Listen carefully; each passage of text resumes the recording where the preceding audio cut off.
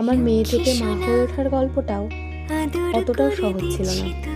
যেদিন জানতে পারলাম যে আমার মধ্যে ছোট্ট একটা প্রাণ বেড়ে উঠছে, সেদিন কত না খুশি হয়েছিলাম।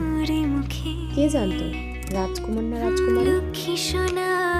শুধু তোর কথাই সারাদিন ভাবতাম, সারাদিন তোকে নিয়ে সবকিছু, আমার খাওয়া, ঘুম। আমি ঘুম থেকে উঠতাম তোকে তোর ভাবনা নিয়ে, আর ঘুমোতে যেতাম তোর ভাবনা নিয়ে। আমার মনে ইচ্ছে ছিল তুমি ছোট্ট একটা রাজকন্যা আমার পেটে আসে। তোর বাবার তোর বেশি, তোর বাবা আরো সব থেকে বেশি চাইতো তোকে, যেন তুমি রাজকন্যাই হও।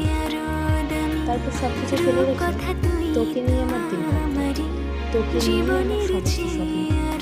দিনগুলো গুনতে গুনতে কখন যে তোকে প্রথম দেখবার দিনটি আসলো আমি বুঝতেই পারিনি। অনেক কষ্ট সহ্য করার পর প্রথম মাতৃত্বের স্বাদ, সে যে এক অনুভূতি যে আমার সত্যি একটা রাজকন্যা এসেছে আমার কোলজুড়ে। অনেক ভালো থাক মা, অনেক বড় হয় জীবনে। আমার আশীর্বাদ তো সবসময় তোর সঙ্গে রয়েছে।